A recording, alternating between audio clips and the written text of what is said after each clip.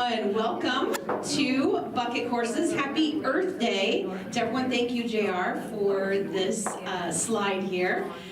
Very excited to have our second of third series from JR about stories from the Great Lakes. That's really what, the overarching theme for all 3 weeks. I see you brought some props here today with you. Thank you for that. And excited to hear the second part of this. Just like last week, I do want to remind you that at any time, please feel free to get up and use the restrooms, which are to my left around the corner here.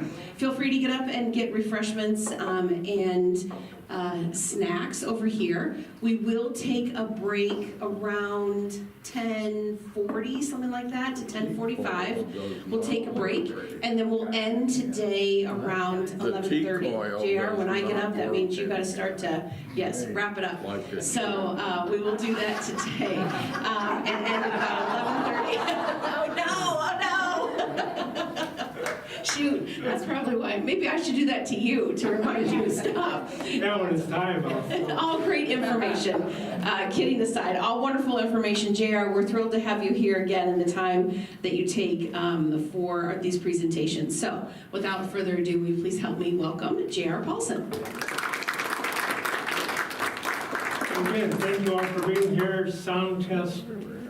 Things we don't want it too loud with the feedback. As you didn't know, today is Earth Day, and I'll comment a little bit on that at the end, but it's a very appropriate time. So welcome to part 2.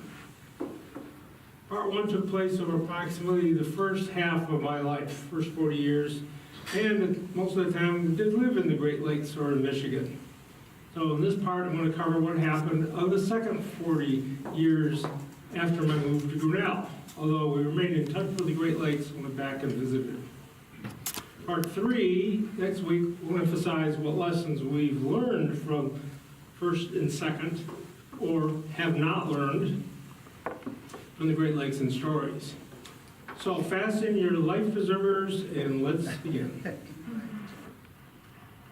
Part 1, summary, key points. So some of you, one still hasn't gotten up on the internet yet, but Sarah's working on that and it'll be on there. So if you or some of your friends miss part of it or want to get that, it will be up soon. Sorry. And she'll let us know. Yeah. But the key summary in part 1 was that the Great Lakes is an unbelievable, relatively stable ecosystem for over 10,000 years. We talked about how the Atlantic, not the Pacific, Atlantic salmon were completely eliminated from Lake Ontario due to overfishing and the blocking and pollution of their spawning streams. We talked about Lake Erie and the herring or ciscos. They were nearly completely taken to extinction due to overfishing and industrial pollution. Cuyahoga River fire, remember that? Then we moved up in the Great Lakes to the lake trout and the whitefish, Lake Hurons and Lake Michigan and Lake Superior. And we found that the sea lamprey completely, decimated those apex predator fish. And they got in through the Erie Canal and the Welland Canal because they're native to the east coast of the United States. They came up, but they got to Niagara Falls, they had a problem. Couldn't get up Niagara Falls. Well, we built 2 nice canals for them to get around it. And with no apex predator control, prey fish such as first the smelt, we talked about the smelt, man introduced, we introduced them, thought it was a great idea in Michigan. And then later the alewife, which was an alien specimen. It just came up through the canal, lived on the East Coast, and said, I'm going to take over the Great Lakes, the little fish like this. And then, as you recall, they became the dominant specimen in the Great Lakes and overtook. And at one time, the whole Great Lakes were about 90% alewife. And then, as we wound up the last time, Howard Tanner, who I'll have more to say about later, was the fisheries head in Michigan, from Michigan State. He'd been in Colorado, came back, and he said, we gotta do something about this. There's no sports fishing, there's all these alewives, we're in bad shape. So he said, let's bring the Pacific salmon. So we bought a whole bunch of fish eggs from the Pacific Ocean, put them into some of the rivers in Michigan, and first the coho and then the Chinook, to both control the alewives, nothing's eating them, and to try to bring back some sport fishing. And we found out that that worked out very well. But then, as I concluded the last slide, after several decades of success, the alewife population suddenly crashed, and with them, the salmon. So that's a summary of where we were. So the once stable and great diverse collection of fish species in the Great Lakes was now gone forever, all due in one way or another to human interventions. And so a lot of these fish are no longer on there. Some still are. And the focus in part one was on a major decline in the population of the apex predators, mainly the lake trout and whitefish, by this guy. And we showed how they hook on the lake trout. Here's one with 2 of them on, and they suck the blood until the fish dies or so weakened. And 6 out of 7 will die from this. And you can see what happened to the population of all the fish in the Great Lakes. And you can see that all of a sudden they go down when the lamprey come up. So this is not like if or did they do it. They did it. No, this goes up to 70, and of course we'll talk more about what's happened since then. But when the lamprey did the fishing industry, both commercial and sport, took them out. And you also should see on the lampreys, which is the second spike there, they were way up, but now they're way down. And we talked about how the chemicals, you have all these different things that we're doing to try to control the lamprey. Not eliminate them, but 90% have taken them down. Now, the story of mid-size or prey fish is what I'm going to talk about today. So these are fish that are about yay big. The big guys eat them. They're in the middle of the food chain. First it was lake herring. Well, let's see what happened to them. Then the smelt that we were dipping out with our big smelt nets. See what happened to them. Then we had another one. We had chubs, yellow perch. See what happened to them. Then all these alewives come up and go nuts, but they peek out and then they crash down. Now, it would seem it's just simple. Okay, this fish eats these, and we want to show today that it's not, in fact, that simple at all. But anybody that just looks at that graph over all those years, 40 years of my life, you go like, that can't be healthy for a population or an ecosystem that's been stable for all the time. When you have, oh, this fish goes up and then they die. And these other fish will come in and they die. And then these fish come in and they all die. And then these fish come down. That's not a good sign. So this illustration also shows the food chain going down now after the prey fish. We're going to get into the zooplankton and the mysis shrimp and the algae, and then the bottom dwellers, the mussels. We're going to get into those today too. And it's going to be more complicated. So going back to alewife and Perros, the Great Lakes fishing. There was no commercial fishermen left. And of course, Tanner comes in and brings in the salmon, mainly the coho, and later the Chinook. And at this time in Michigan, it's great. Totally rejuvenates the Great Lakes for decades. Fishermen and fisherwomen are attracted from all over the world. It's a destination. You want to go catch some fish, go to the Great Lakes, rent a charter, and you might take a picture like this to send home to your relatives. So who wouldn't want to learn that? So at this time, the fish situation in Great Lakes looked pretty good. But was it? Are we humans really in control? And perhaps the most important question of all to ask is it sustainable? And as we'll talk about that in a lot of areas. Those of you should have had this picture ingrained in your brain or minds, because remember, this is the dead alewives Chicago shoreline in 1967. Feet of dead alewife fish, stinking and rotting in flies. So, with the introduction of the Pacific salmon to eat all these guys, you think things would get better. Within 1 year, there were no die-offs of that size. So that was looking pretty good. And this is the biomass of alewives. Now, going from the 60s up to almost 2,000. So they're up there, but you see in the 90s and 2000 stuff, the alewives still start going down. Well, they're the primary fish in the lakes for the upper fish, right? So now you're stocking all these salmon, millions of them every year. All the states around are stocking millions of coho and Chinook salmon and even the lake trout. Well, you don't have any fish for them to eat now. So what do you gotta do? You gotta cut down on your stocking of the salmon. So you can see the salmon has to go way, way down because you don't have anything to eat. And as I think I mentioned before, we learned that 90% of the diet of salmon were alewives. And any other stuff, the alewives. So the alewives will go down, it's not gonna go well. So despite the fact to lower the salmon stock to help the alewives rebound, it didn't happen.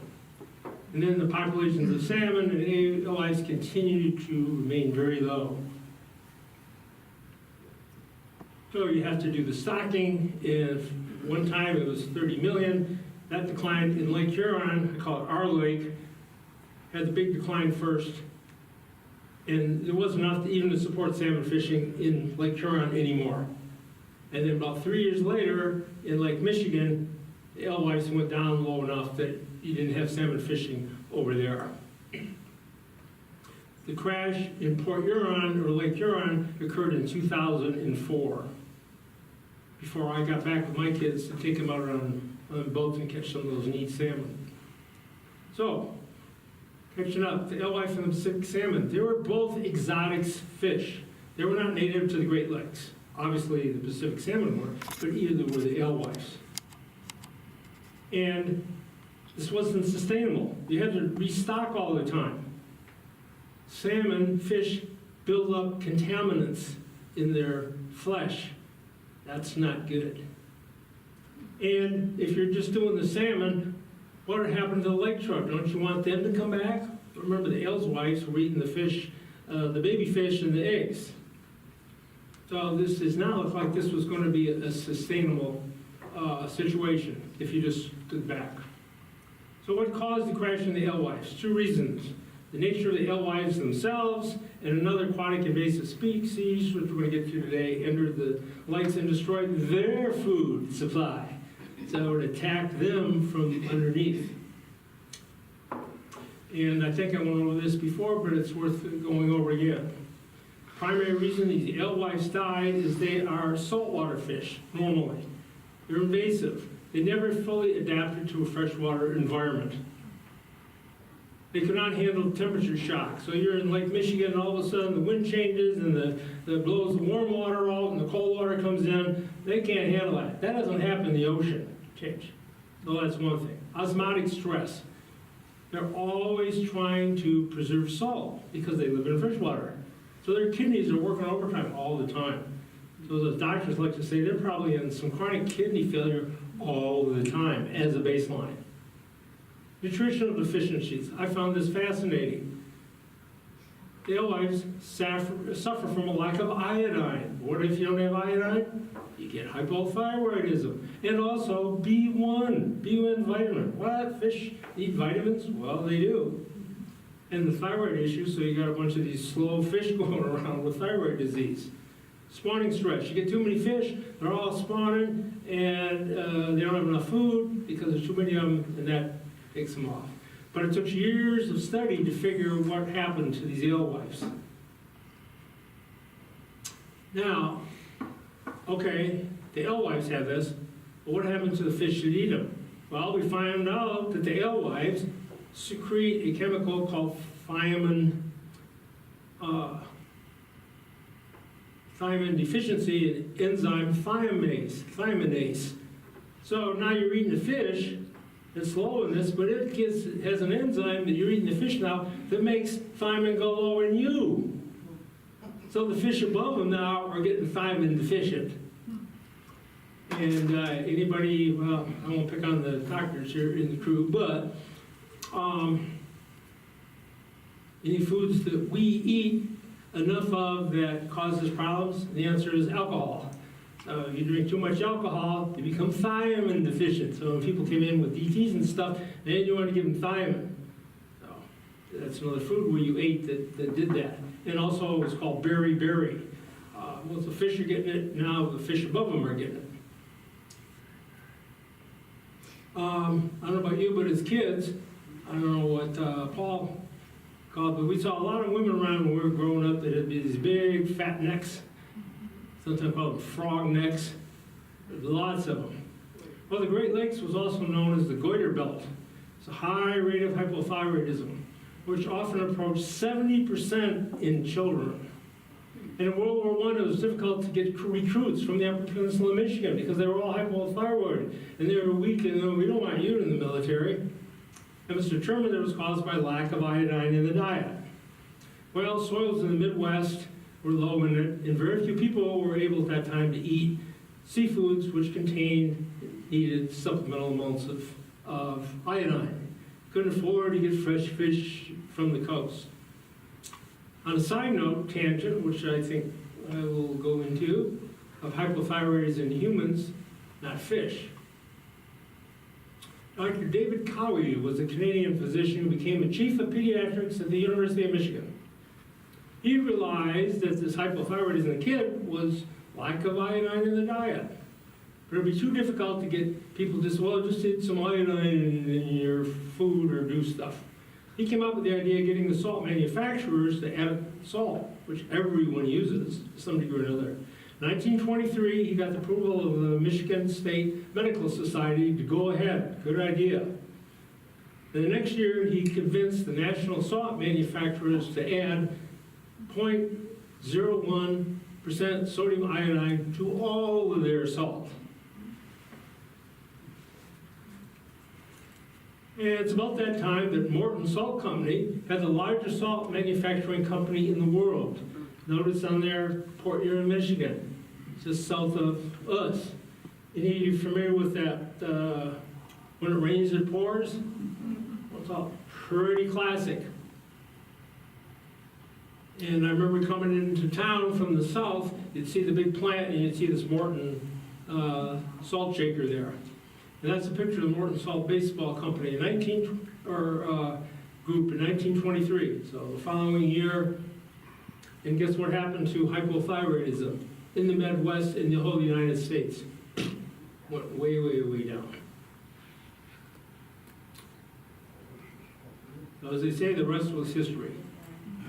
Which brings us to part 2 of the fish stories in the Great Lakes, and the second reason the alewives crashed. Alien invasion. We'll now focus on the bottom dwellers, which at first glance would seem to be minor significance in the ecological chain of fish and life in the Great Lakes in general. So then at the bottom you got all these mussels, clams, guys that live down there. You think, oh, they can't be any big deal. However, you would be very wrong. The next 15 minutes, you'll see why. So that's why I entitled this presentation, The Shell from Hell. Now, again, in my neighborhood, 1988 was hot and weather for the time of the year. Perfect weather from researchers, students from the University of Windsor that graduated looking for critters on the bottom of Lake St. Clair. So they're out there and they got this little machine that's dragging along the bottom and they're seeing what they find on the bottom of Lake St. Clair. And this graduate student, Sonia Satave, was in the middle of the lake doing that. Now, let's see, you say, well, where's Lake St. Clair? Well, recall from an earlier map, there's Port Huron up with a star at the mouth of Lake Huron and the Blue Water Bridge. There's Detroit down with the left arrow. And then you got this shallow lake in between called Lake St. Clair. And where where that flag is where they're trolling around, and she is dragging this thing around the bottom with her bottom sampling device. Well, she found one shell that she didn't recognize. And she's only a graduate student. She couldn't recognize, well, where did that come from? Well, I'm into science fiction. I went, oh, it came from outer space, a meteorite or whatever. So she took it to a professor and said, Professor, what is this? And he said, I've never seen anything like that in my life. I don't know what it is. We better send it to Toronto, to the university there, where an international mussel expert identified it as Rossinia polymorphia, which is native to the Black and Caspian Seas. Well, this was not good news. The mussel was already well known on the other side of the Atlantic for its ability to fuse to hard surfaces, growing wickedly sharp clusters on boats, cutting swimmers' hands and feet, following the bottom of boats, plugging pipes. The zebra mussel, which we call it, had already colonized rivers and lakes across Western Europe, and I'll show you how that occurred. Thanks to an extensive network they have lots of canals and locks all throughout Europe. But how could it have crossed the Atlantic and got into Lake St. Clair? Well, this is zebra mussels, and it originated in southwestern Russia and southeastern Europe in the Black and Caspian Sea. And I had to get out my map and say, no, say, where's the Black Sea? Where's the Caspian Sea? Well, that shows you. There's the Mediterranean, Aegean Sea, and Caspian Sea. So that's where these guys all are from and lived. Well, some of the key points about the zebra mussel is they're filter feeders, and they consume plankton and algae. And each one little mussel this big, can filter about 1 liter a day of water. That's a lot. They attach to surfaces, and once they hook on, they have almost a super glue type. You're not going to just pull them off. They're in fresh water. They're not ocean going. And they not only go in lakes, they'll go in rivers, any place that have this suitable place to hook onto. And they live between 2 and 4 years, but they could live up to 9 years. And this shows what the physiology, what they do. They open the shell up and they suck the water in here and pollution and everything else, and then they take all these things out, including toxins, by the way. So if you got mercury or some insecticide, it'll take that out too. Well, anyways, and then squirts it out the other way. Oh, this looks like a busy slide, but the key things of the life cycle is each year the female can lay up to 1 million eggs. The male comes over and fertilizes them. So that's a lot of from one zebra mussel. The male comes over and puts sperm over it, whatever. Then they have these larvae, and they float around for 3 to 5 days. They're free floating. They don't have any shells. And then eventually they go to the bottom where they search for a place to hook on. If they find a place to hook on, then they begin building shells and secreting more calcium to make their shells. They reach maturity in 1 to 2 years. So that is basically the cycle. So even if 95% die of these eggs, that still leaves a heck of a lot of zebra mussels. And this is what the little veligers look like magnified. Remember, they're just little tiny guys just floating around. This is a picture of zebra mussels being scraped off this was once a submerged pier. You can see the relative size of them. These are mussels on a propeller. This is 350 feet down in Lake Michigan. Old wreck boat in Crescent. This is somebody, Walmart cart got thrown in the ocean, and that's what it looked like. Out in the ocean in the Great Lake. And if you happen to have a water supply system and it's going out into the lake, oh, that's what your water supply system, they start to look like. And these are the barrels of zebra mussels taken off water intake pipes. Now, they even catch to and kill native mussels. We used to call them clams. We'd find them around, and they're pretty good size. But these guys attack them and hook on them so they can't do anything. Now you think, well, big deal. But there's 300 species of these freshwater mussels that live. They're part of the food chain. Everything is going well. And they even work with fish. So these little villagers of the native ones will hook on the fish gills. The fish will carry them around for a while and spread them around, but they don't hurt the fish at all. And some of these clams are pretty nice. The life cycle of a native mussel, they clean the water, but they don't become sexually mature until after 12 to 15 years. Then they can reproduce. And some of the adults that you could find live up to 120 years. Very different than what we just heard about. They play a very important role in the lakes and rivers and the health. So they were first discovered in the Great Lakes. I just told you, literally in our backyard.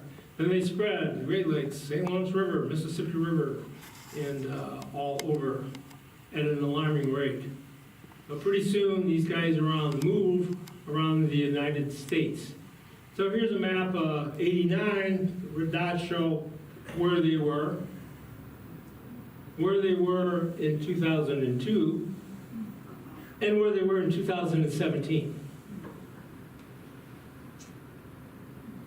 What two things you see from these maps and spread over time? Well, what I see is spread really fast, and you see, wait, inside Michigan you see it. Oh, wait a minute, I just thought they were just in the lakes. Nope, they're also spread inside to lakes and rivers. 1988, this is where they were. And in 91, 3 years later, this is where they are. 3 years later, they have spread now into the Mississippi Valley. Now, why is it important that I'm talking about the Mississippi Basin? This is the Great Lakes Basin. The fauna, the flora, the ecology is all kind of the same within this. Well, then you've got the Mississippi River Basin, which covers 40% of the rest of the United States. 40%. And it's different ecosystems. Their importance. They developed over tens of thousands of years. They're separated by oceans, mountains, deserts, climates. And Darwin's voyage on the Beagle, remember, took them to all these different places. Different islands, and you'd find different species on different islands because they were separated by the ocean. We recognize the diversity of flora and fauna. The plants and animals have evolved with one another to usually form a homeostatic, self-regulating system. But what happens when these systems mix or interact? Before, when you had Niagara Falls as a barrier, the ocean thing couldn't come into the Great Lakes. So what happened later when ballast water from the Caspian or Black Sea is dumped and mixed into Lake St. Clair? So wait a minute, you got water from the Caspian Sea and you take some of it, oh, let's just dump it in Lake St. Clair. Two totally different ecosystems. What happens when the natural separation of the Great Lakes watershed and the Mississippi River Basin are breached? Well, many of you know this, and many of you don't, but before 1900, Chicago put all their poop into Lake Michigan. That was their toilet. They just shot all their stuff out in there. We got this great big lake, who cares? Dump it. But that's also where they got their water out of. So pretty soon, typhoid fever and other stuff, they go, this is not a good idea. Maybe we could reverse two rivers and instead of having them flow into Lake Michigan, have them flow into the Mississippi River Basin. And we'll send our toilet down the Mississippi, we'll send it down to St. Louis and, wherever, we don't care. And we can also take some barges and haul them from the Great Lakes and take them down. So, hence, they built around 1900, the Chicago sanitary and shipping canal. Now, the red line I have there separates the two ecosystems. Well, gee, guess what crosses it now? Oh, now you have waterways, so something that's in the Great Lakes can just Oh, I can get into the Mississippi River system now, can't I? Where I couldn't before. So hence, you see the flow of those organisms out into the Mississippi. And we'll talk about later in the next one about what about things coming the other way. Spoiler alert, like the Asian carp. Chicago Sanitary and Shipping Canal is about 30 miles long, 20 feet deep, and 160 foot wide. There's a dam, this is the dam at Lockport. Well, guess what happens then? By 1999, red dots are zebra mussels. So you thought it was just the Great Lakes you have to worry about? They're down to New Orleans now, folks. And those of us that live in Michigan, all these inland lakes and rivers that we were worried about the lampreys before, now they got all these zebra mussels. Now, the spread in Michigan, the rivers, was just 6 years, think of that, 6 years after their discovery in Lake St. Clair. They've gone to this spread. And this shows where the zebra mussels are invading the most and least. Hey, they're going out west. They went across the continental divide. Oh, wait a minute, how do they get across the Rocky Mountains? We'll have to figure that out. We understand how they got the Mississippi River Delta system, but not across the continental divide. Well, gee, this is a propeller in New Hampshire Lake, a lake in New Hampshire. Zebra mussels, whoa. Spread of zebra mussels in South Dakota, whoa, 2014 up to 2024. They're invading South Dakota.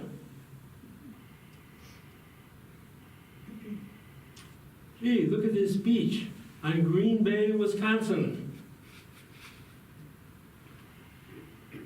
And along the shores of Lake Michigan. You want to go to the beach? What does this do to businesses in the local economy? And as you can see from these are sharp little puppies. You don't want to go barefoot around there. And even if they're underwater, oh, we're just going to wait out in the water. Warning, the zebra mussels. Don't be touching the bottom of the lake. Protection recommended. Well, what about their spread in Europe? Wasn't it much slower? And yes, they got all these canals, waterways around there, but this shows the spread in Europe, way back in 1794, in Hungary, and London, and Rothenburg, and Hamburg, and so it's taken all of this time. So how do they make this great leap and get across the Atlantic Ocean into Lake St. Clair? So the question we have to ask is how and why do they spread so fast and so wide? Well, they've got this incredible high reproduction rate. Over here in the Great Lakes, they have few natural predators.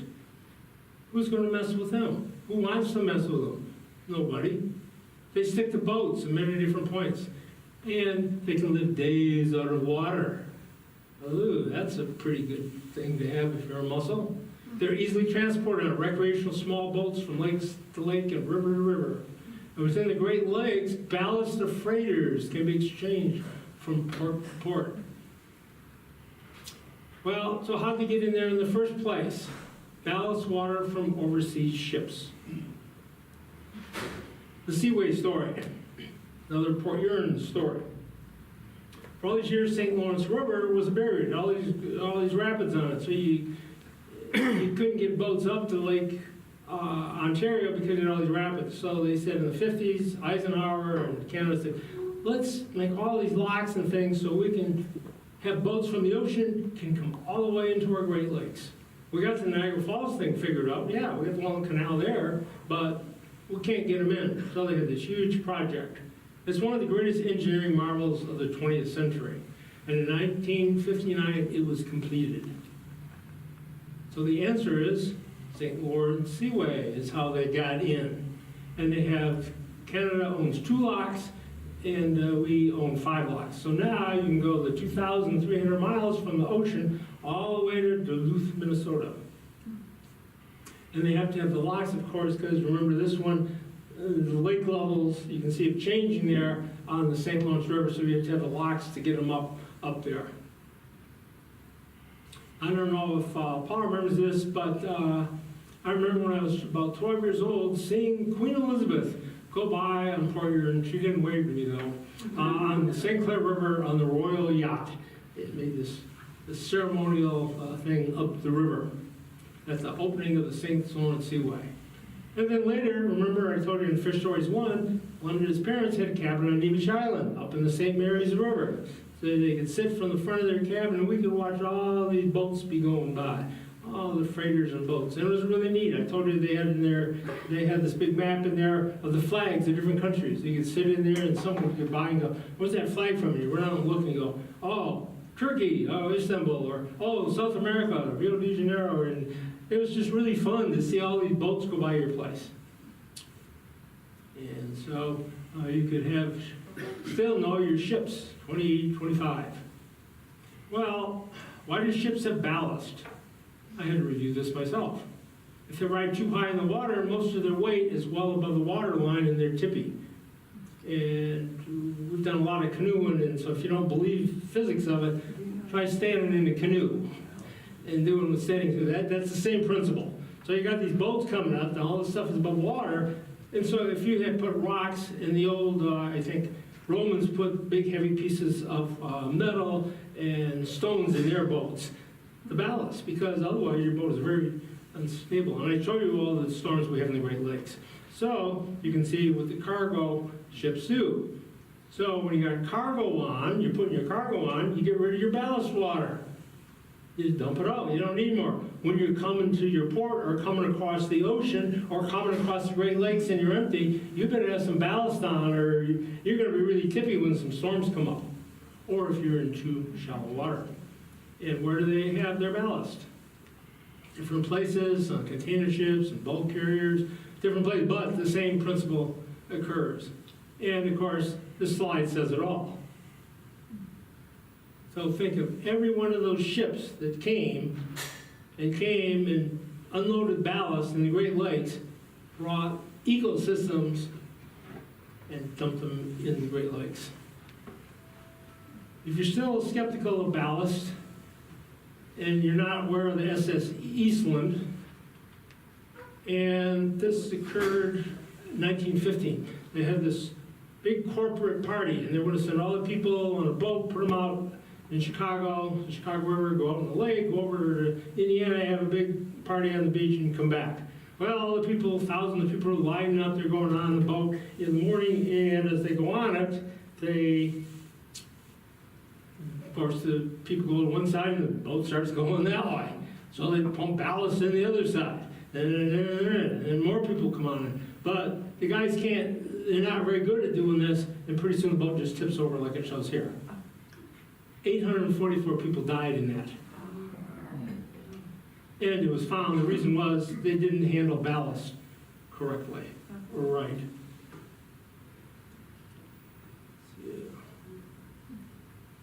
My mouse here to find where I'm at. I'll do it this way. So another reason in Lake St. Clair, it's a shallow lake. So you're going to go through a shallow lake now, and even if you're loaded, you go, I don't want to scrape the bottom. This is really shallow here. I'll get rid of some ballast.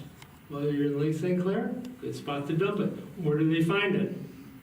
Well, commonly invasive species are transported. Zebra mussels, flagellates, wallets, all these things came across crabs in the ballast. And it's to date, 180 alien species have invaded the Great Lakes. This way, 180. Now, biologically contaminated water is the worst kind of pollution because it does not decay and it doesn't disperse. It breathes. Think of an oil spill.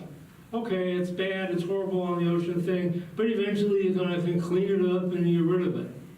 Not so with this. It completely take over the bottom of the lake or river. So that now is what the bottom of your lake or river looks like. And the important thing about the zebra mussel is to not consider each one as an individual organism, but instead like a cancer cell, part of a greater scourge. How do they spread so widely outside their present water basin? We know how they got the Great Lakes now. Boats like this. You're in one lake, you go to another lake, you take mussels with you. Texas. Hello, zebra mussels. Goodbye, Texas lakes. Boats are the primary carriers of mussels. Requires decontamination stations and high-pressure washers. So how are you going to get all those little mussels off? It's ridiculous. So they have a checklist of how places you look on your boat or on your trailer, because you can get in your trailer, some will drop off. But I get this a lot. But I live in Las Vegas, or Reno, or California. Why should I care about mussels from the Great Lakes? It's like your problem. Well, those of us in geography remember where Lake Mead is, behind Hoover Dam, and where Lake Powell is, behind Glen Canyon Dam, and pictures of them. They're the biggest man-made lakes in the Southwest. Okay? Now, the problem is people are wondering about the water levels. Well, here's the change in the water levels. We're all aware of that, right? The problem, that's what everybody's excited about. And look at the change in the size of the lakes behind them. Not good, not getting better. So most people like Paul are worried about the dropping water levels. They're not even aware of the mussel problem literally below the surface. So local conservationists try to keep the mussels out of their lakes and in many other states. At first, their thrust was voluntary. Zebra mussels have been found in these waters. To avoid illegal possession of zebra mussels, you must inspect and clean your boat. But soon, they knew that it had to be mandatory if they were to have any chance at all of keeping mussels out of their lakes. So the mussel invasion finally triggered the federal government to pass serious legislation to help regulate the problem.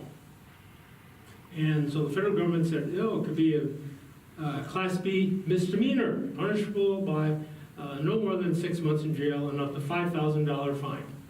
Well, the states, that wasn't enough to intimidate anybody. So now the states have the legal power and rights to make it a crime to transport mussels that are alive across state lines. So I'll finish Lake Powell and then we'll take our little break. Lake Powell desperately tried to keep the mussels from colonizing their lake. They have over 3 million visitors a year. It's renowned for its twisty red canyons and fish-filled waters.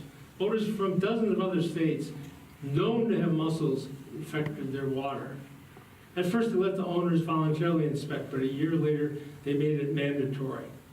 They set up inspection stations and fines. In 2012, 2,000 inspections. They decontaminated 6,000 vessels. Process that could take up to 6 hours, depending on the size of the boat. They wrote thousands of citations and handed out numerous stiff fines. What do you think eventually happened? Got into the lake. Now, it's a serious offense now. So now states are saying, it can be escalated to an E felony. And besides up to 6 months in jail, you can pay fines up to $250,000. Well, that's going to get some attention of boat. And you can throw me in jail, confiscate my boat, and do this?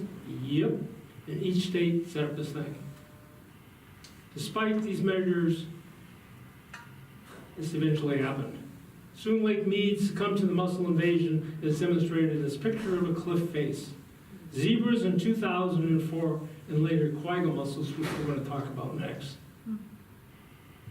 In 2013, it was clear that the battle had been lost as the first finding of zebra mussels was confirmed in Lake Powell. Now, in 2014, 10 years ago, but I'll bring this up to date, they just require boats leaving to be decontaminated. But with the millions of visitors, they can't inspect or check everybody. And now they say, if the park station, decontamination station isn't open, please go and have your boat decontaminated before you go to some other place, because you're probably going to take stuff from there. Now, everybody's excited about it. They're clogging all the water lines. They're doing this to the boats, but as soon as we'll break, we'll find out, there's more to come. So let's take a little little breaky do, and we'll see you back in a few minutes. That sounds great, thank you. Yeah, let's take a 3-ish minute break and then we'll get back here at about 1:45. 3-ish, I said. Hopefully everyone will start to wrap up their conversations and we'll hand it back over to JR. All right, thank you. Okay, thank you. But the most dangerous and impactful effect of mussel invasion is what they do to the ecosystem. Can you make it? But I heard that the mussels make the water cleaner and clearer. Isn't that good? This is a wreck off Tobermory in Georgian Bay, Canada. See just how clear the water is. But this nearly vodka clear water is not a sign of a healthy lake. It's a sign of one in which the bottom of the food web is collapsing. Remember what these mussels do? They take in and they filter out zooplankton, mysis shrimp, the algae. And sure, the lake looks clearer. How do we measure water clarity? With a Secchi disc. You know, what the heck's a Secchi disc? That's a Secchi disc. 19th century Italian priest was asked by the Pope to find a way to make water clarity measurements of the Mediterranean for the Italian Navy. So he came up and invented this high tech. Well, this is the band, and you lower it down at noon with the sun up ahead. You have to, it can't be a cloudy day or other thing. And you just measure, drop your rope down, and when does it disappear? And that's your Secchi depth. Pretty easy. Well, one of the lakes up in the northwest of us here, different parts of the lakes had different clarity. You know, you're in an island, you're in a bay, and you can do these measurements. Now, this looks like a busy slide, and it is, but I want to just hit some highlights and then we'll go over them. So remember, these mussels release 1 million during the breeding season, high densities. They compete for food with other mussels, so they wreck with other mussels. And if you're a fish and you're trying to lay eggs and for your babies and you look around the bottom and you see that mussel, remember that picture of the bottom of the lake? Where's you going to find a nice spot to nest? So that's very difficult. And they alter the food web by getting rid of the phytoplankton and algae.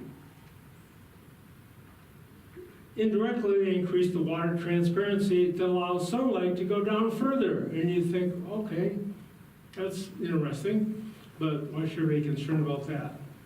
They also poop a lot. So they secrete a large amount of suspended nutrients after filtering, liter a day, into what they call pseudofeces. I don't know how it can be pseudo, but it's very high in nitrogen and in phosphorus and also in whatever else they're scooping off the bottom so it can bioaccumulate.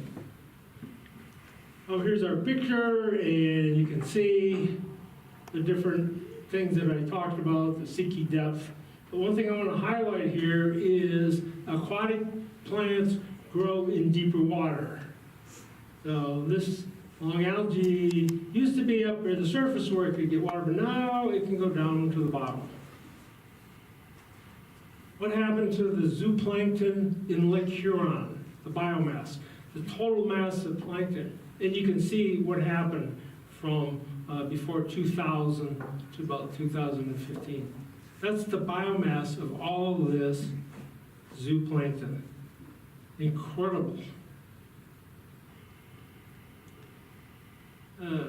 Harvey Bootsma, he studies the Great Lakes in Milwaukee Harbor, and he's recently shown invasive mussels reduce Lake Michigan zooplankton, the key food, by half each year in the whole Lake Michigan. Got this much zooplankton, next year you got this much, next time you got this much. And the rapidity of that amount is just, and the 4th largest lake in the world is incredible.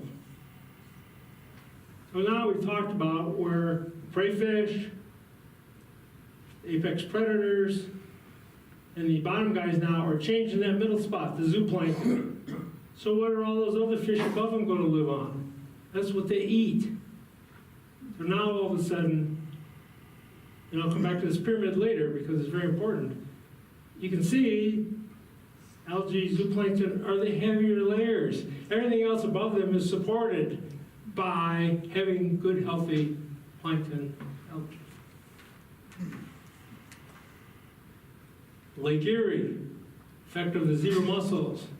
And you can see in different cities in different parts of the lake, going from the west to the east. And by the time you get to the east part of Lake Erie, the zooplankton is going down.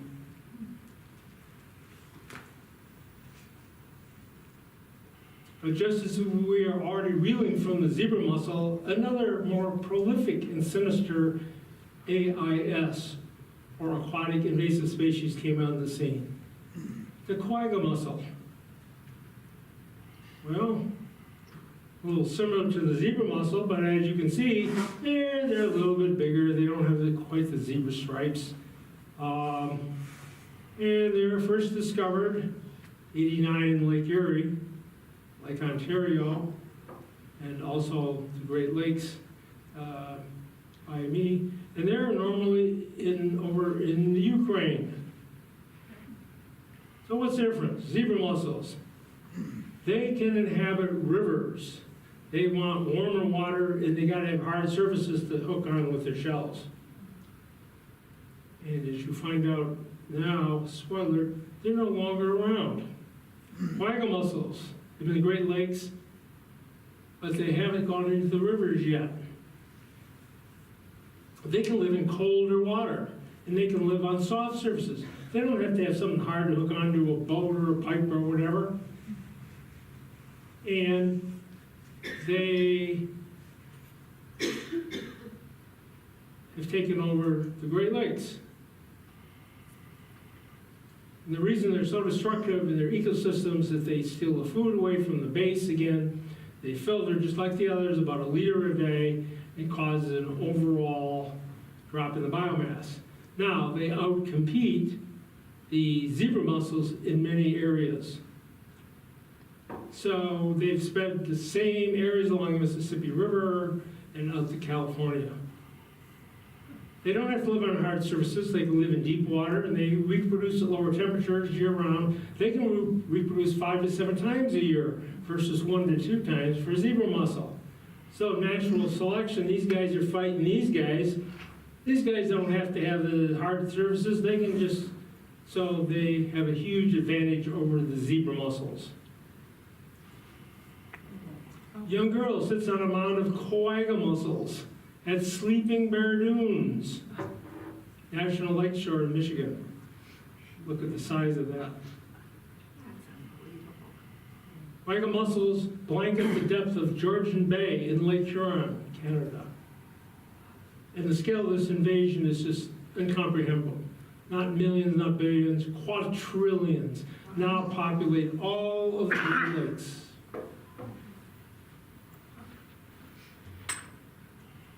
The chaos this has brought is like nothing the lakes have suffered in their 10,000-year history. The upper one shows zebra mussels, how they, in Lake Michigan, they invaded on the shores, and in my 2000 and 2005, but look by 2010, and look by 2015. No more zebra mussels, folks, but look at the quagga mussels. And look how by 2015, they've taken over the whole lake and the flora. So no more zebra mussels. Artifacts this had on fish populations. Since 1973, the U.S. Geological Survey does a 3-week prey fish survey in the bottom of Lake Michigan. They drag a 40-foot wide net along the bottom of the lake, 40 foot, much like a lawnmower, with the same satellite identified area, 7 sections that can repeat it every year. And they go clockwise around the entire lake in different sections. And they sweep the lake down to 60 feet, even down to 400 feet. So they're gonna get a lot of fish in a lot of area. At each sweep, the net is hauled onto the boat and the fish catch is counted, weighed, and analyzed. And this is the Arcticus geological survey boat. And normally when they bring up, they get hundreds of pounds of fish are caught. The first catch, 30 miles north of Milwaukee, netted less than 4 pounds of fish. One sweep of the lake bottom produced a single fish the size of your pinky finger.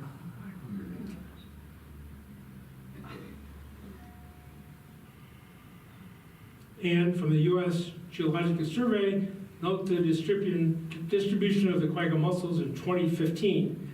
Note how they followed the zebra mussel migration. They get moved the same way, boats and stuff.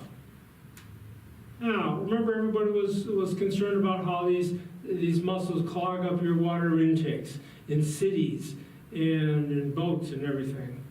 Well, this shows you how the quagga mussels. So this is very impressive. Here's a new pipe, and then the new pipe 2 months later, 4 months later, and look at it 6 months later. And that's a pipe in Lake Mead. So we put a pipe in there, and that's what it's going to look like in 6 months, wherever it goes to. Now, what effect does this have on dams? Turbines for the generators require water flow significant to keep them cool. There are 15 major dams on the Colorado River and 50 on its tributaries. And they're all getting clogged up with this. Different kind of mussel, which we'll talk about later, next time. California's farm water supply. So you're irrigating all your crops out there, your lettuce and your almonds and everything. Well, guess what? That water comes through the system, and that water is all getting blocked. By what? Quagga mussels. So this is the distribution as of 2020. So let's pause briefly and ask, what can we do to eliminate or control these invasive alien species? Anybody got any ideas or questions? Maybe we could take the sea lampreys. Yeah, that's a good idea. But so something else is going to go after them. But the sea lampreys, they're not going to tinker around with the little mussels. Good idea. Sorry, guy. Well, does the mussel have a natural enemy? They're not going nuts in Europe, are they? Why not? Because they have a natural enemy over there, the round goby. So the round goby is freshwater fish native to the Black and Caspian Sea. Gee, when did they find the first specimen in the United States? 1990, 2 years after the mussels were found in Lake St. Clair. Somebody's fishing and they bring up and they catch one of these things in Lake St. Clair. No, Lake in the St. Clair River. So now all of a sudden you go, what's this fish? You know, this fish ain't supposed to be here. Well, guess what? It's following the food supply. So it's only 2 years now, you've got this other species of fish in the Great Lakes. That's what it looks like.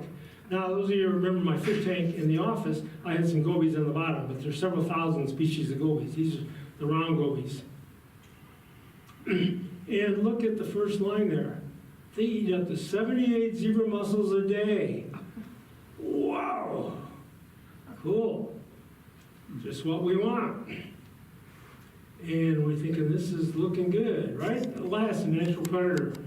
But as I hope you're learning from this presentation, let's wait a minute. Let's do a little deeper dive and see that you might have pros and cons. So yeah, it's native to the Black and Caspian Sea. It's not going to be native here. Came in on the ballast water on these ships. Negative impacts, it aggressively eats the eggs and fry of native fish. So you're trying to get the trout to come back, you're trying to get the perch to come back. Well, these guys are coming in swarms and just eating them up. They have excellent sensory at night, so they outcompete the native species. They're very robust, tough to kill, and they spawn over a long time. But like the alewife, it has its negative effects on the ecosystem. As I said, they're invasive, they reproduce rapidly. Now, what are the native species that we had here? The lake had all of this fish at the lower level, just like this, called the sculpins, and they look very similar, but they're different. But ecologically, they're different. So the green shows the natural range in Europe, the Black Sea, Caspian Sea, and the red dots, of course, show where they've been introduced around Europe. And in our Great Lakes, first in the St. Clair River, 1990s, and then they finally get up to Lake Superior, 1995. And so this is the where the gobies are and we look at the bottom. Oh, that's last month, March 7th of 2026. So now we have this fish species in throughout the whole Great Lakes region. And also you see it's gotten out of the Great Lakes. It's headed down the Mississippi. Now, the ecosystem has many interactive and independent parts. So the obvious effect of gobies having muscle predation is pretty obvious. But they have effect on birds. You go, what? They have effect on algae. Wow. These are fish that live down on the bottom, and they affect algae. Well, remember what the zebra mussels did? They had aquatic plants growing at deeper water.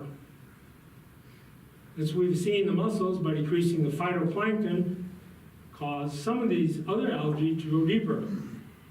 So now let's talk about two species of algae, because they're very important in the food chain. Now we're changing the distribution and population in these algae. So in the ecological web, what effects could deeper algae have with mussels, gobies, birds, and yes, botulism?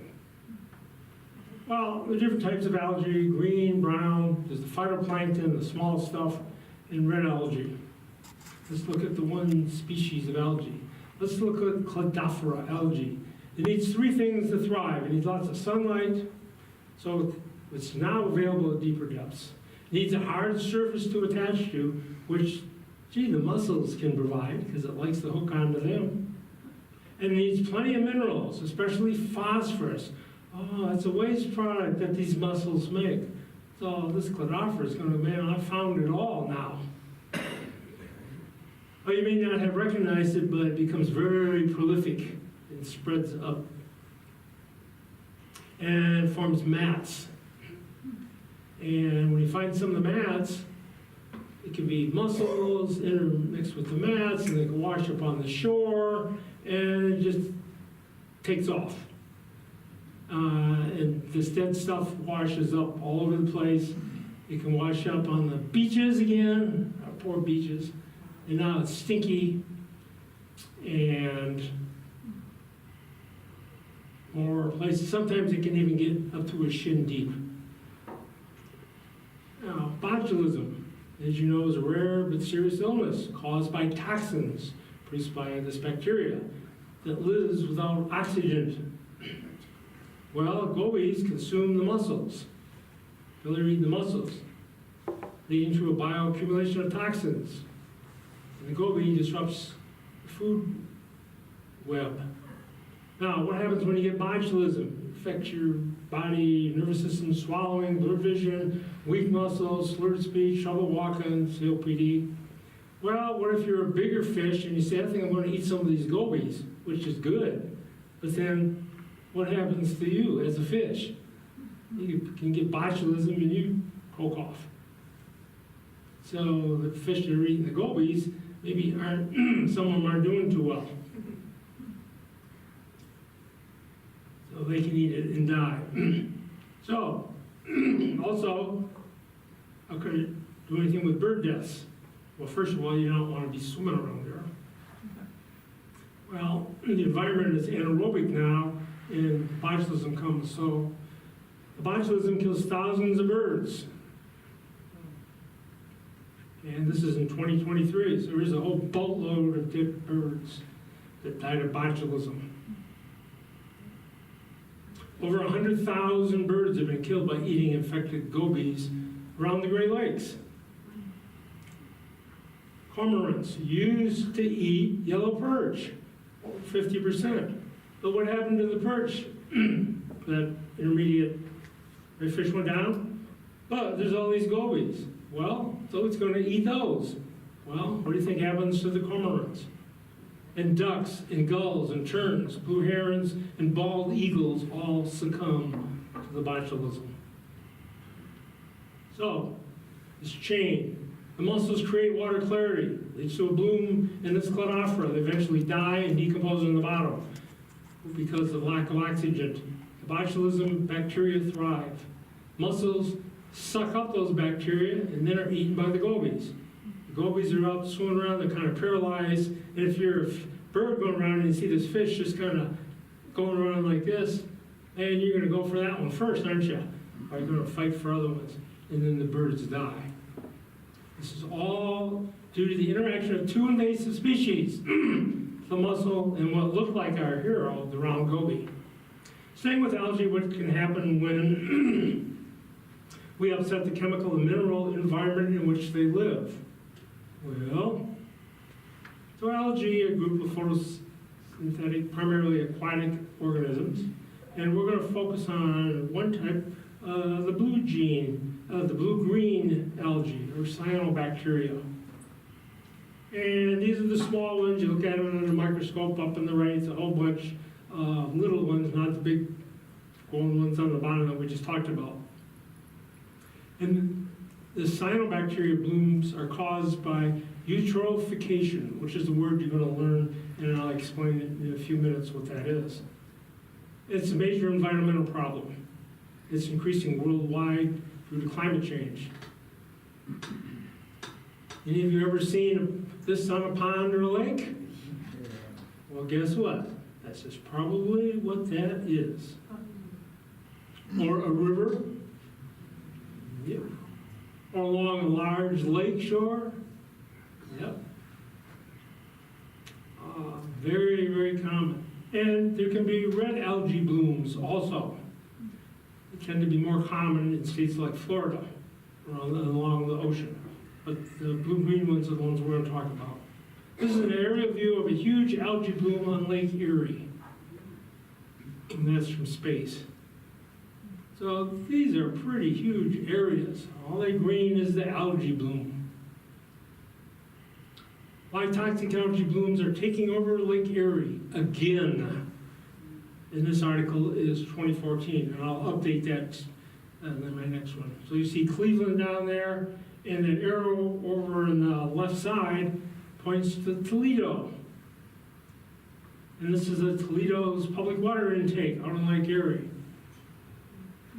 Well, in 2014, you get this warning on your phones and everything, don't drink the water, it's toxins, it's poisonous, it's not safe to drink, you can't even boil it, don't give it to your animals. The people are all freaking out because they're running on their stores to get water. And 500,000 people were without water. Now let's go back to our Great Lakes profile. Why algae blooms? Oh, well, on Lake Erie. Well, Lake Erie is the shallowest lake there. And if you look at it more closely, you find out the east end and the west end are a little different. A little more shallow in the west side. But there's something else going on. So what are the causes of algae blooms? Yeah, it's warmer, it's a shallower lake. Yeah, climate change, okay, higher temperatures, higher pH levels, more stagnant water. But source, excessive nutrients. Oh, agriculture, fertilizer runoff, industry, chemical discharge, and waste from animal farms, urban life, water, chemicals on your lawns, climate change. And what that produces is dead zones, which many of you have heard of. And more importantly, how they occur. Now, this is a busy slide, but basically it tries to show you that run loss from fertilizers, from capos, go into the water, high phosphorus, nitrogen, potassium. They change the plant life in there, and the cyanobacteria reproduce and go nuts. They block the top layer of the water, and going down to the bottom forms area that doesn't have much oxygen in it. Well, nothing's going to live without oxygen in there, and that's called the dead zones.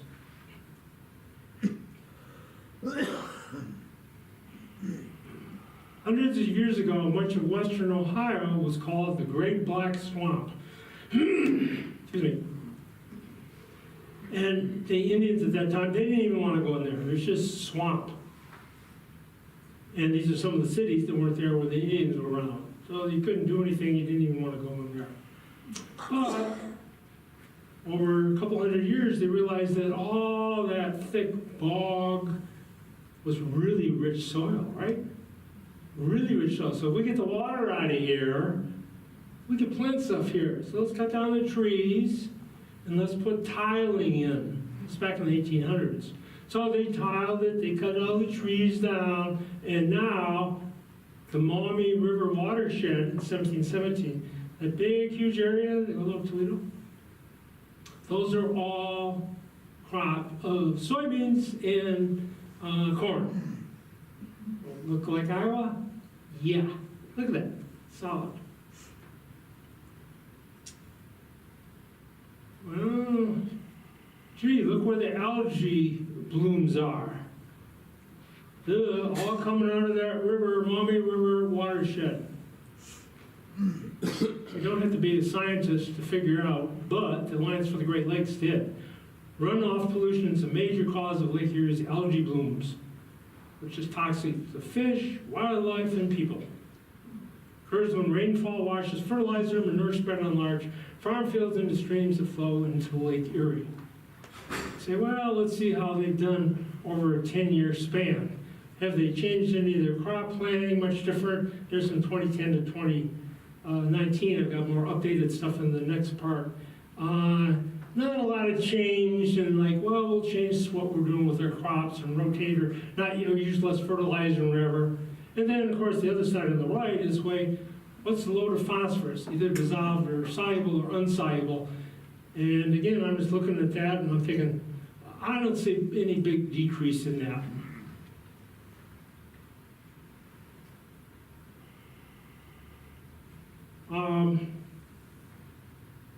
Does this affect just the Great Lakes? Iowa DNR, thousands of fish dying in Iowa due to algae blooms. Advisory issued after harmful algae blooms found in Lake Powell. Not Lake Erie, Lake Powell. Water quality alert, microalgae bloom. Oh, but this is in Australia. And the Ironman triathlon is canceled because you can't go swim in that water. Which leads us to the second area, dead zones where rivers meet the oceans. Okay, we understand Lake Erie and lakes and stuff, but what happens when rivers come into oceans? The same process can occur. I'm not going to spend any time on it, but just you can see how it goes down and forms all these dead zones. And around the United States, on our coast, in Alaska, there are different zones due to different bacteria and different poisonings. But the one we're most familiar with in Otterby is the big dead zone down in the Gulf of Mexico. Are you familiar about that? So corded fishing, any kind of fishing in that whole area, well, it's been pretty well agreed that 80% of that is caused from runoff from Iowa, the state of Iowa alone. So we're not seeing our dead zone from this, but the Gulf of Mexico is. And around the world, you can see where we're at with that. Down in South America. Okay, last thing I'll talk about is eutrophication. It's when a body of water becomes overly enriched with nutrients like nitrogen or phosphorus, causing excessive algae growth. So that's what we'll define it as.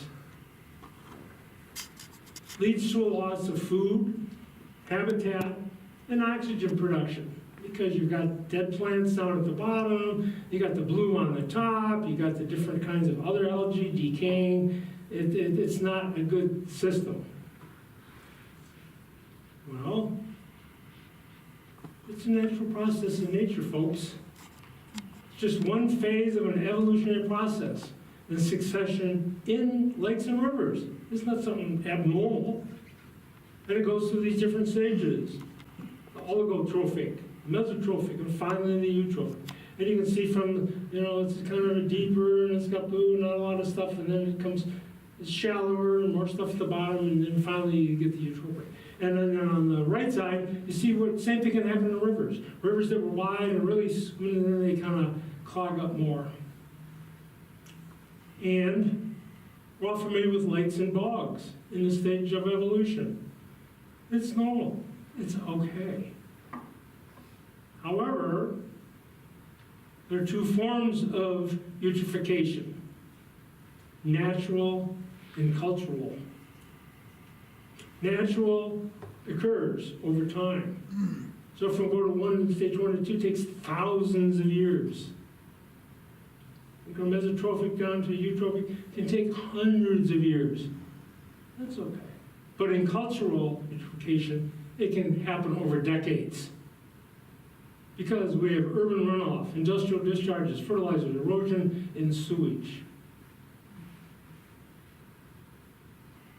In Dan Egan's book that I mentioned that he did much of this from, says scientists in the early 1970s estimated that the previous 5 decades of the 10,000-year-old lake, it had aged over 15,000 years. So this natural process that was supposed to take place in Lake Erie would normally take place over 15,000 years because of what we've done to Lake Erie took place over 5 decades. So we're changing the lake. They calculated the total amount of algae floating in the lake had increased just between 1920 and 60, 6-fold. What is it now, 50 to 60 years later? And it's estimated the phosphorus load back there in even the 1880s from rock soils, decaying plants, which they had, normal. Animals was about 3,000 tons. By the 60s, it climbed to 24,000 tons. The majority of it from farm fertilizers and runoff. Besides Ohio, what are we doing in Iowa to decrease our phosphate and nitrites? Apparently not much. I'm really going to delve into this more issue in part 3. Iowa, the land of 751 polluted waterways. And this article is from 22. No DNR, no sign of improvement. And we'll talk about why and politics on both sides of that. So as dirty as ever. Well, bringing it closer to home. Gee, there's Diamond Lake. There's Arbor Lake. What do you think they are in a state of? Eutrophication. We're walking by there, lady. They look like you don't have to have this lecture to figure that out. This is what it was like in 1940s. Swimming, it was great. I wasn't around then, but apparently it was Arbor Lake was a good swimming hole. You want to swim in it now? Don't think so. When I walk around the east part, gee, guess what I see in the water? That. Well, finally, as you read in the newspaper last night, over the next years, they're planning on trying to fix those lakes, take them back these thousands of years that we've and give them back. Dredging of getting the fish and the drainage and do that. So that's an exciting thing to look at. But it's all about this eutrophication. And spoiler alert, but you're going to find out in Ohio over the last 10 years, they haven't done squat. And again, that's a little bigger lake than handling these lakes. How do you handle Lake Erie? And we'll talk about how we could do it. Okay, I'm going to wind down here and conclude about what's the importance of water. Well, this slide I've got in my brain. Pictured, unsafe water kills more people than disasters and conflicts. So we get all excited, there's tsunamis, there's tornadoes, there's floods, all this, of how many people get killed by natural disasters.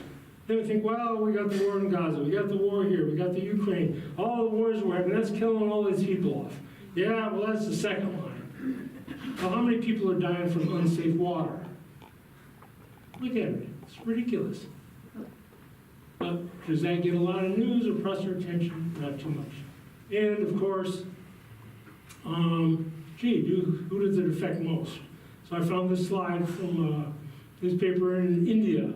So these kids go down and get their water for the family. Anybody check what's in their water? But can these children or their families test their water like we can here for nitrates and arsenic and lead and stuff? Nope. Or then can they go to their local convenience store and buy bottled water? Don't think so. So I predict that conflicts and wars in the future will be much more likely to be fought over water and water rights and not oil. You can have all the oil you want, but if you don't have water for plants, for eating, you're in big trouble. Which brings us to the end of part 2 of fish stories in the Great Lakes. In part 3, I will discuss some more relevant fish stories and what you've all been waiting for, the Asian carp. And summarize lessons learned from the Great Lakes experience and how we can use them to deal with similar and different aquatic invasive species, whether intentionally or unintentionally accidentally introduced. I'm going to suggest some good templates to deal with both present and future ecological invasions and crises, and emphasize that this is a worldwide problem, nature, and recognize that only through working together internationally and politically can we hope to control or make any significant positive changes. And then finally come up with some ethical imperatives to help guide us in our choices. Ethical is what? What shouldn't we do? Should we do genetic modification on this species? Should we add this? What should we do? So, next week, part 3, lessons learned or not. And then my last slide is, it's Earth Day today. So try to think what proactive things you can do this Earth Day to make a better and more sustainable planet. And sorry, but I had a muscle shirt to wear today, but it hadn't come in yet. So I wore my dark sky shirt, protect the night sky. Some of you remember a couple years ago I did a video on protecting the night sky. We talk about the earth and water and stuff, but it's a natural resource, but just letting it, with light pollution and must put all the satellites and everything up, isn't going to go well. And this is International Dark Sky Week. So happy International Dark Sky Week and Earth Day, and thanks for your attendance, and we will see you next week. Thanks so much. Let's give a big round of applause for Thank you.